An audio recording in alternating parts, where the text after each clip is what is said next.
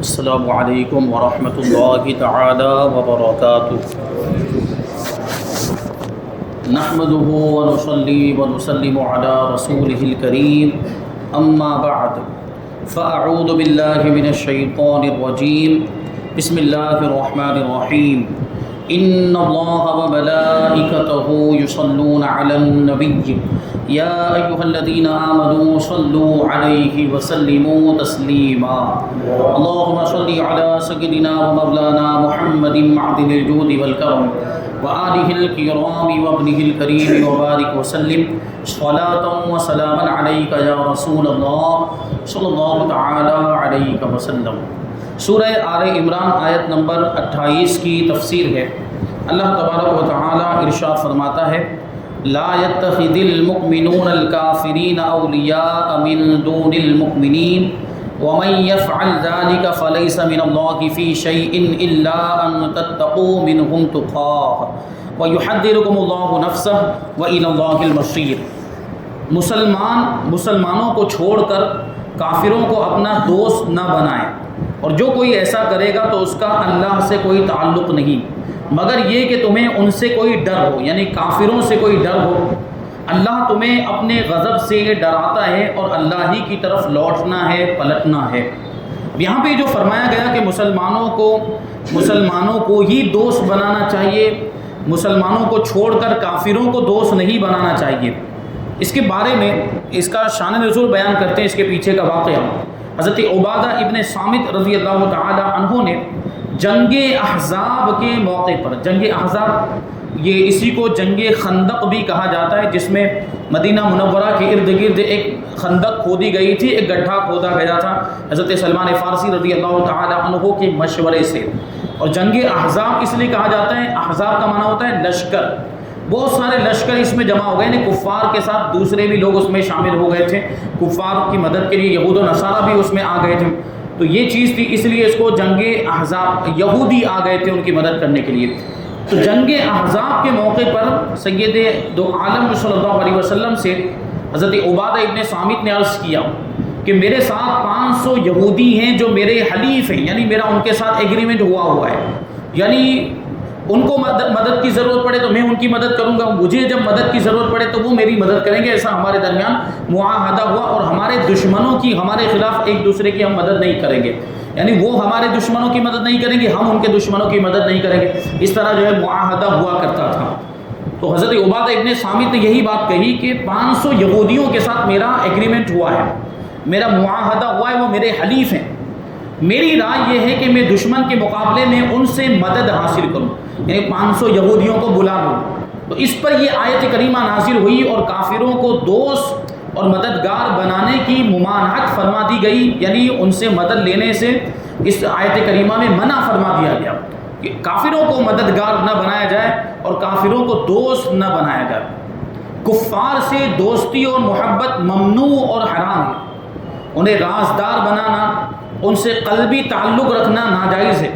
البتہ اگر جان یا مال کا خوف ہو تو ایسے وقت صرف ظاہری برتاؤ جائز ہے، دنیاوی معاملات کے لیے ظاہری طور پر بات چیت، گفتگو، سماجی تعلقات معاشرت کی وجہ سے ساتھ میں رہتے ہیں، جیسے ہم اپنے ملک میں کفار کے ساتھ میں رہتے ہیں، تو کچھ ایسے سماجی تعلقات یا کاروباری لین دین ہوتے ہیں، جو معاملات ہوتے ہیں، اس کی وجہ سے ملنا جلنا اور گفتگو یہ اوپر سے ظاہری طور پر جائز ہے، دل میں ان کی محبت نہیں ہونی چاہیے، دل میں ان سے لگاؤ نہیں ہونا چاہیے، دل میں تو کفر کی نفرت ہونی چاہیے، کافروں کی بھی نفرت ہونی چاہیے۔ یہاں صرف ظاہری میل برتاؤ کی اجازت دی گئی ہے، یہ نہیں کہ ایمان چھپانے اور جھوٹ بولنے کو اپنا ایمان اور عقیدہ بنا لیا جائے، بلکہ باطل کے مقابلے میں ڈٹ جانا اور اپنی جان تک کی پرواہ نہ کرنا افضل اور بہتر ہوتا ہے۔ جیسے کہ سیدنا امام حسین رضی اللہ تعالی عنہ نے جان دے دی لیکن حق کو نہیں چھپایا، اور باطل کے ہاتھ میں کبھی بھی ہاتھ نہیں دیا، یزید کی بیعت کرنے کے لیے تیار نہیں ہوئے۔ آیت میں کفار کو دوست بنانے سے منع کیا گیا ہے، اسی سے اس بات کا بھی حکم سمجھا جا سکتا ہے کہ مسلمانوں کے مقابلے میں کافروں سے اتحاد کرنا کس قدر برا ہے۔ آج کل کے زمانے میں ہم دیکھتے ہیں مسلمان کہلانے والے وہ برائے نام مسلمان ہوتے ہیں، جیسے کہ وہ سوال جواب کے پروگرام میں بھی یہ سوال آیا تھا کہ کچھ لوگ کافروں کے ساتھ دوستی یاری اور بھائی چارہ کرتے ہیں اور ان کے پروگراموں میں بھی شرکت کرتے ہیں، ان کے تہواروں میں بھی چلے جاتے ہیں ان کو خوش کرنے کے لیے، ان کو راضی کرنے کے لیے، بلکہ بتوں کی پوجا بھی کرنے لگ جاتے ہیں۔ تو مسلمانوں کے مقابلے میں کافروں کے ساتھ اتحاد نہیں ہونا چاہیے۔ اتحاد کرنا ہو تو مسلمانوں کے ساتھ کریں، آپس میں مسلمان سب ایک ہو جائے، سنی مسلمان۔ یہ اتحاد جو ہوگا وہ ہماری طاقت میں اور زیادہ اضافہ کرے گا۔ سنیوں کا اتحاد، مسلمانوں کا آپس میں اتحاد۔ کافروں سے اتحاد کریں گے تو ہم اور زیادہ کمزور ہو جائیں گے، ہم ان کے مقاصد میں ان کو کامیاب کریں گے اگر ایسا کریں گے تو کافروں کے ساتھ اتحاد جائز نہیں ہے۔ آگے آیت نمبر 30 میں اللہ تبارک، آیت نمبر 29 اور 30 میں اللہ تبارک و تعالیٰ ارشاد فرماتا ہے قُلْ إِن تُخْفُوا مَا فِي صُدُورِكُمْ أَوْ تُبْدُوهُ يَعْلَمْهُ اللَّهُ وَيَعْلَمُ مَا فِي السَّمَاوَاتِ وَمَا فِي الْأَرْضِ وَاللَّهُ عَلَى كُلِّ شَيْءٍ قَدِيرٌ يَوْمَ تَجِدُ كُلُّ نَفْسٍ مَا عَمِلَتْ مِنْ خَيْرٍ مُحْضَرًا وَمَا عَمِلَتْ مِنْ سُوءٍ تَوَدُّ لَوْ أَنَّ بَيْنَهَا وَبَيْنَهُ أَمَدًا بَعِيدًا وَيُحَذِّرُكُمُ اللَّهُ نَفْسَهُ وَاللَّهُ رَءُوفٌ بِالْعِبَادِ۔ تم فرما دو کہ تم اپنے دل کی بات چھپاؤ یا ظاہر کرو، اللہ کو سب معلوم ہے، اور وہ جانتا ہے جو کچھ آسمانوں میں ہے اور جو کچھ زمین میں ہے، اور وہ ہر شے پر قدرت رکھنے والا ہے۔ یاد کرو جس دن ہر شخص اپنے تمام اچھے اور برے اعمال اپنے سامنے موجود پائے گا، یعنی قیامت کے دن، قیامت کے دن ہر شخص اپنے اچھے اور برے اعمال کو اپنے سامنے حاضر پائے گا، موجود پائے گا، تو تمنا کرے گا کہ کاش کہ اس کے درمیان اور اس کے اعمال کے درمیان کوئی دور دراز کی مسافت حائل ہو جائے، یعنی لمبا فاصلہ ہو جائے، جدائی ہو جائے اس کے اعمال کے درمیان۔ یعنی اچھے اعمال دیکھے گا تو اچھے اعمال تو اس کو پسند آئے گی، یہ برے اعمال کی بات چل رہی کہ آدمی انسان جب اپنے برے اعمال کو دیکھے گا تو یہ خواہش کرے گا اور یہ تمنا کرے گا کہ کاش کہ اس کے اور ان برے اعمال کے درمیان کوئی بہت لمبا فاصلہ ہوتا، یہ اعمال جو ہے بہت دور ہوتے اور اس کو نقصان نہ پہنچا پاتے۔ یہ آدمی اس وقت تمنا کرے گا، خواہش کرے گا، اور اللہ تمہیں اپنے عذاب سے ڈراتا ہے، اور اللہ اپنے بندوں پر بڑا مہربان ہے۔ دیکھیں یہاں پر ایک طرف عذاب کا ذکر ہے اور پھر آگے والی آیت کریمہ میں کہ اللہ اپنے بندوں پر بڑا مہربان ہے، مطلب کیا؟ اللہ تو اپنے بندوں کو بخشنا چاہتا ہے، اللہ تبارک و تعالیٰ تو اپنے بندوں پر مہربانی فرماتا ہے، اللہ تبارک و تعالیٰ اپنے بندوں کے گناہوں کو معاف کرنا چاہتا ہے، اللہ تبارک و تعالیٰ اپنے بندوں کو جنت میں داخل کرنا چاہتا ہے، لیکن خود بندے کو بھی تو چاہیے کہ وہ جنت میں جانے والے کام کرے، مغفرت طلب کرے، نیکیاں کرے اور گناہوں سے بچے۔ بندے کے اندر بھی تو یہ چیز ہونی چاہیے، بندہ بھی تو کوشش کرے۔ بندہ نافرمانی میں، سرکشی میں، گناہوں میں، بے حیائی میں، برے کاموں میں، بد اعمالیوں میں انتہا کو پہنچ جاتا ہے، تب جا کے وہ اللہ کی سزا کا مستحق اور حقدار ہو جاتا ہے، اس لیے پھر اس پر عذاب نازل ہوتا ہے، وہ اللہ کے عذاب کا مستحق ہوتا ہے۔ اور اللہ تبارک و تعالیٰ اسی وجہ سے اس آیت کریمہ میں اللہ نے اپنے بندوں کو پہلے اپنے عذاب سے ڈرایا کہ اللہ تبارک و تعالیٰ تمہیں اپنے عذاب سے ڈراتا ہے، اور تم اللہ کے عذاب سے ڈرو اور اللہ کے عذاب سے بچنے کی کوشش کرو تو پھر اللہ تم پر مہربانی فرمائے گا۔ آگے اسی کو فرمایا کہ اللہ اپنے بندوں پر بڑا مہربان ہے۔ سورہ آل عمران کی آیت نمبر 29 اور 30، یہ جو آیتیں، دو آیتیں آپ نے سماعت کی، یہ ہر شخص کی اصلاح کے لیے کافی ہے۔ اس آیت پر جتنا زیادہ غور کریں گے اتنا ہی دل میں خوف خدا پیدا ہوگا اور گناہوں سے نفرت پیدا ہوگی۔ چنانچہ فرمایا کہ تم فرما دو کہ اگر تم اپنے دل کی باتیں چھپاؤ یا ظاہر کرو، اللہ کو سب معلوم ہے، اللہ سب جانتا ہے۔ تمہارے دلوں کا ایمان اور نفاق، قلوب کی طہارت و خباثت یعنی دل کی پاکیزگی یا دل کی ناپاکی، اچھے برے خیالات، نیک اور بد ارادے، صحیح اور فاسد منصوبے ساری دنیا سے چھپ سکتے ہیں، مگر اللہ تبارک و تعالیٰ جو عالم الغیب و شہادہ ہے، کھلی اور چھپی ہوئی باتوں کا جاننے والا ہے، اس کی بارگاہ میں سب کچھ ظاہر ہے، اس سے کوئی بھی چیز چھپی ہوئی نہیں ہے۔ وہ جو کچھ آسمانوں میں ہے اور جو کچھ زمین میں ہے سب جانتا ہے۔ وہ تمہیں فرماتا ہے کہ تم اپنے دل کی بات چھپاؤ یا ظاہر کرو، اللہ تبارک و تعالیٰ کو سب معلوم ہے۔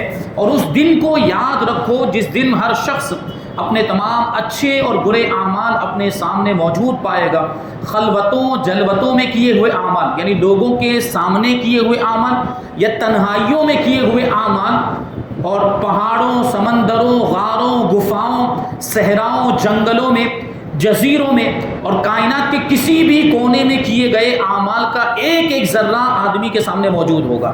اور اس وقت برے اعمال والا تمنا کرے گا کہ کاش کہ اس کے درمیان اور اس کے اعمال کے درمیان کوئی دور دراز کی مسافت حائل ہو جائے اور کسی طرح ان اعمال سے اس کو چھٹکارا مل جائے، مگر ایسا نہیں ہو سکے گا۔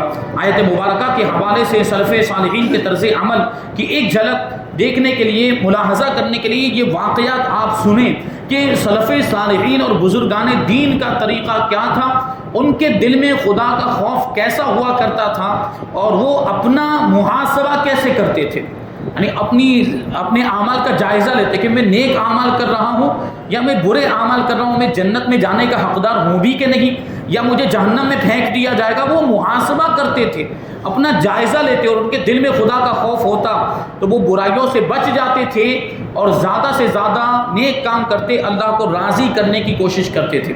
ایک واقعہ بیان کرتے ہیں، حضرت توبہ بن سمہ رضی اللہ تعالی عنہ نے اپنے نفس کا محاسبہ کرتے ہوئے ایک دن حساب لگایا۔ دیکھیں ہم اور آپ کس چیز کا حساب لگاتے ہیں؟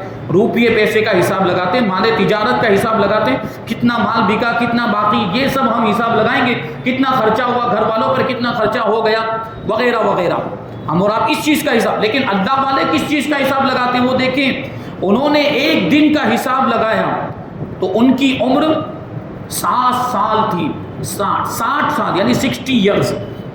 انہوں نے ایک دن اپنا حساب، اپنے نفس کا محاسبہ کیا۔ ان کی عمر اس وقت جب وہ محاسبہ کر رہے تھے اس وقت ان کی عمر کتنی ہوئی تھی؟ 60 سال کی عمر ہوئی تھی۔ اور دنوں کا حساب لگایا تو وہ دن کتنے ہو رہے تھے؟ وہ دن ہو رہے تھے 21,500 دن۔ کتنے ہو رہے تھے؟ 21,500 دن ہو رہے تھے۔ انہوں نے چیخ ماری اور فرمایا ہائے افسوس، اگر میں نے روزانہ ایک گناہ بھی کیا ہو تو میں حقیقی بادشاہ سے، حقیقی بادشاہ کون ہے؟ اللہ تبارک و تعالیٰ۔ وہ کہتے ہیں کہ اگر میں نے ایک دن میں ایک بھی کتنے دن ہوئے ان کی پوری زندگی میں، 60 سال کی زندگی میں 21,500 دن ہوئے۔ وہ کہتے ہیں کہ اگر میں ایک دن میں ایک بھی گناہ کروں تو میں حقیقی بادشاہ سے 21,500 گناہوں کے ساتھ ملاقات کروں گا، یعنی جب میں اللہ کی بارگاہ میں پہنچوں گا تو میرے نامہ اعمال میں 21,500 گناہ ہوں گے اگر میں نے ایک دن میں ایک بھی گناہ کیا ہوگا۔ اور جب روزانہ 10,000 گناہ کروں تو کیا صورت ہوگی، میرا کیا حال ہوگا۔ یہ سوچ کر حضرت توبہ ابن سمہ رحمۃ اللہ تعالی علیہ غش کھا کر گر پڑے، اور اسی وقت حضرت توبہ کی روح قفس عنصری سے پرواز کر گئی، وہیں پر ان کا انتقال ہو گیا۔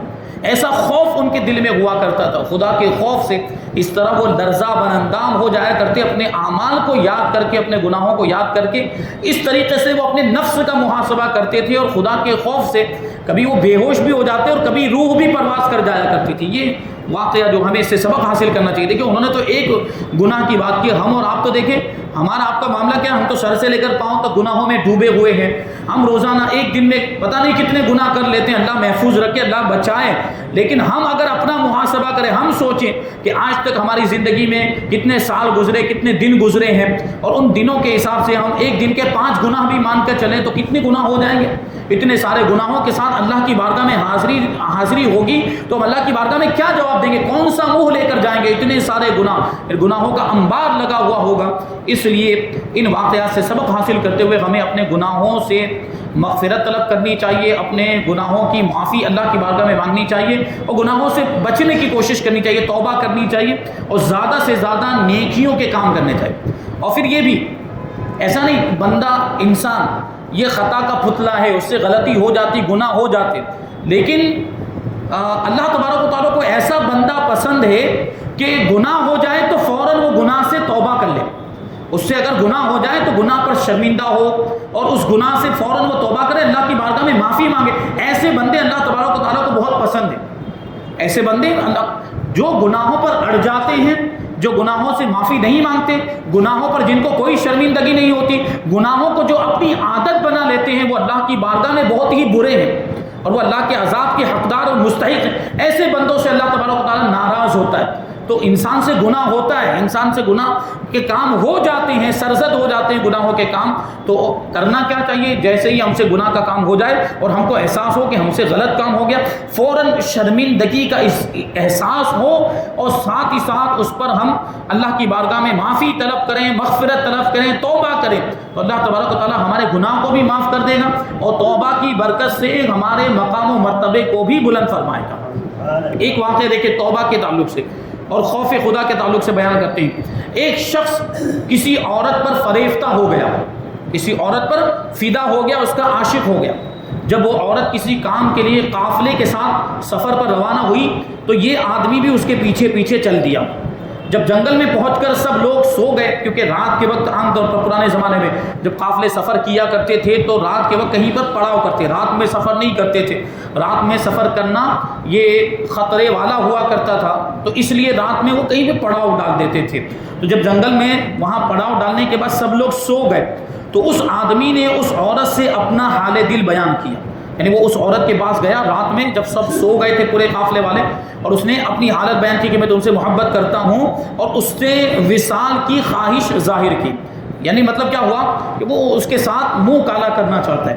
تو عورت نے اس سے پوچھا کہ کیا سب لوگ سو گئے ہیں؟ یہ دل ہی دل میں بہت خوش ہوا، کیونکہ عورت نے ابھی کیا پوچھا کہ سارے قافلے والے سو گئے، تو دل ہی دل میں یہ آدمی خوش ہونے لگ گیا کہ شاید یہ عورت بھی میری طرف مائل ہو گئی ہے. چنانچہ وہ اٹھا اور قافلے کے گرد گھوم کر جائزہ لیا تو سب لوگ سو رہے تھے.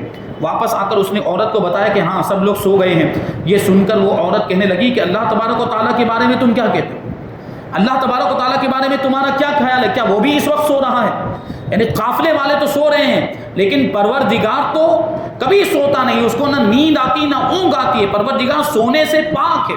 تو وہ عورت اس کو جھنجھوڑتے ہوئے کہتی ہے کہ تیرا اللہ تبارک و تعالیٰ کے بارے میں کیا خیال، کیا وہ بھی سو رہا ہے اگرچہ قافلے والے سو رہے ہیں؟ وہ کہتا ہے، مرد نے جواب دیا، اللہ تبارک و تعالیٰ نہ سوتا ہے، نہ اسے نیند آتی ہے، نہ اسے اونگ آتی ہے. تو عورت نے کہا کہ جو نہ کبھی سویا اور نہ سوئے گا وہ ہمیں دیکھ رہا ہے اس وقت. پروردگار ہمیں دیکھ رہا ہے، اگرچہ لوگ نہیں دیکھ رہے. تو ہمیں اس سے زیادہ ڈرنا چاہیے، لوگوں سے نہیں ڈرنا چاہیے. ہمیں کس سے ڈرنا چاہیے؟ اللہ سے ڈرنا چاہیے جو ہر وقت ہمیں دیکھ رہا. یہی بات ہوتی ہے نا کہ دنیا والوں کے لیے بہت سارے کام کیے جاتے ہیں، دنیا والے کیا کہیں گے، لوگ کیا کہیں گے، لوگوں کا خیال کرتے ہوئے آدمی بہت سارے کاموں سے بچ جاتا ہے، بہت سارے کام نہیں کرتا ہے. یہ ہوتا ہے. جبکہ ہونا کیا چاہیے؟ تصور یہ ہونا چاہیے کہ اللہ تبارک و تعالیٰ مجھے دیکھ رہا ہے، میں اللہ کی بارگاہ میں کیا جواب دوں گا، مجھے اللہ کی بارگاہ میں حاضر ہونا ہے. یہ بات ذہن میں ہونی چاہیے. اور اسی تصور کے ساتھ بندہ جب گناہوں سے بچے گا تو پھر اس کا مقام و مرتبہ کیا ہوگا وہ دیکھیں. تو عورت نے کیا کہا؟ ہمیں اس سے ڈرنا چاہیے. وہ کبھی سوتا نہیں ہے، اس کو کبھی نیند نہیں آتی، اس کو اونگ بھی نہیں آتی. وہ ہمیں اس وقت دیکھ رہا ہے. قافلے والے نہیں دیکھ رہے ہیں لیکن پروردگار ہمیں دیکھ رہا ہے. تو یہ بات سن کر اس آدمی نے اللہ تبارک و تعالیٰ کے خوف کے سبب اس عورت کو چھوڑ دیا اور گناہوں کا ارادہ بھی چھوڑ دیا. جو گناہ وہ کرنا چاہتا تھا اس سے بھی وہ باز آ گیا. اب کیا ہوا؟ دن گزرتے گئے اور اس شخص کا انتقال ہو گیا. کہتے کہ جب اس شخص کا انتقال ہوا تو کسی نے اس کو خواب میں دیکھا اور پوچھا ما فعل اللہ بک، اللہ تبارک و تعالیٰ نے تیرے ساتھ کیا معاملہ فرمایا، اللہ تبارک و تعالیٰ نے تیرے ساتھ کیا سلوک کیا؟ تو اس نے جواب دیا کہ اللہ تبارک و تعالیٰ نے مجھے گناہ چھوڑ دینے اور اپنے خوف کی وجہ سے بخش دیا. دیکھیے خوف الہی کی وجہ سے، دل میں خدا کا خوف ہو، کیونکہ یہ خدا کا خوف یہ بھی اللہ تبارک و تعالیٰ کی بہت بڑی نعمت ہے. دل میں خدا کا خوف ہونا یہ بہت بڑی نعمت، کیونکہ اگر دل میں خدا کا خوف ہوگا تو بندہ گناہوں سے بچے گا اور زیادہ سے زیادہ نیکیوں کے کام کرے گا. یہ خدا کا خوف ہی اس کو نیکیوں کے کاموں پر ابھارے گا اور گناہوں سے بچنے کی دعوت دے گا. خدا کا خوف اگر دل میں ہوگا تو ہمیں اپنے دلوں میں خدا کا خوف پیدا کرنا چاہیے. اور ہر وقت یہ تصور ہونا چاہیے، چاہے تنہائی میں ہو یا لوگوں کے درمیان ہو، ہر وقت ہمارے ذہن میں یہ تصور ہو کہ ہمارا رب ہمیں دیکھ رہا ہے، اللہ ہمیں دیکھ رہا ہے، خدا ہمیں دیکھ رہا ہے، ہم کیا کر رہے ہیں. اللہ تبارک و تعالیٰ سب جانتا ہے، سب دیکھتا ہے. جب یہ تصور پیدا ہوگا تو بندہ گناہوں سے بچے گا اور زیادہ سے زیادہ نیک کام کرنے کی کوشش کرے گا. آگے جو آیت کریمہ ہے، بڑی پیاری آیت کریمہ ہے، وہ آیت کریمہ اور اس کا ترجمہ شامل کرتے ہیں. انشاءاللہ اس کی تفسیر کو ہم آئندہ درس میں شامل کریں گے.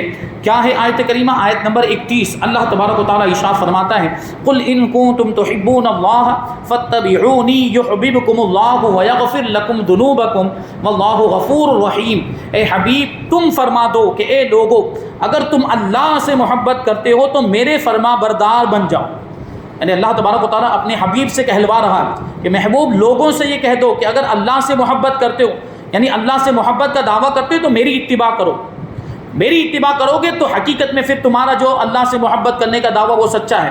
اگر میری اتباع نہیں کرتے تو اللہ سے محبت کا تمہارا دعویٰ جھوٹا ہے، کیونکہ اللہ تبارک و تعالیٰ خود ہی نبی پاک صلی اللہ علیہ وسلم کی اتباع کا، پیروی کا، اطاعت کا حکم دیتا ہے. تو جو اللہ سے محبت کرتا ہے اس کے لیے لازم اور ضروری ہے کہ وہ حضور پاک صلی اللہ علیہ وسلم کی اطاعت کرے، آپ کی پیروی کرے، آپ کی فرما برداری کرے۔ اسی کو اس آیت کریمہ میں ارشاد فرمایا گیا کہ اے محبوب آپ فرما دیجئے کہ اے لوگو اگر تم اللہ سے محبت کرتے ہو تو میرے فرما بردار بن جاؤ، اللہ تبارک و تعالیٰ تم سے محبت فرمائے گا، یعنی تم کو اپنا محبوب بنا لے گا اور تمہارے گناہوں کو بخش دے گا، اور اللہ بخشنے والا مہربان ہے۔ انشاءاللہ اس آیت کریمہ کی تفسیر کو ہم آئندہ درس میں شامل کریں گے۔ اللہ تبارک و تعالیٰ کی بارگاہ میں دعا ہے کہ جو کچھ بھی بیان ہوا اس پر ہم سب کو عمل کرنے کی توفیق عطا فرمائے اور نور قرآن سے ہم سب کے دلوں کو روشن اور منور فرمائے۔ وما علینا الا البلاغ۔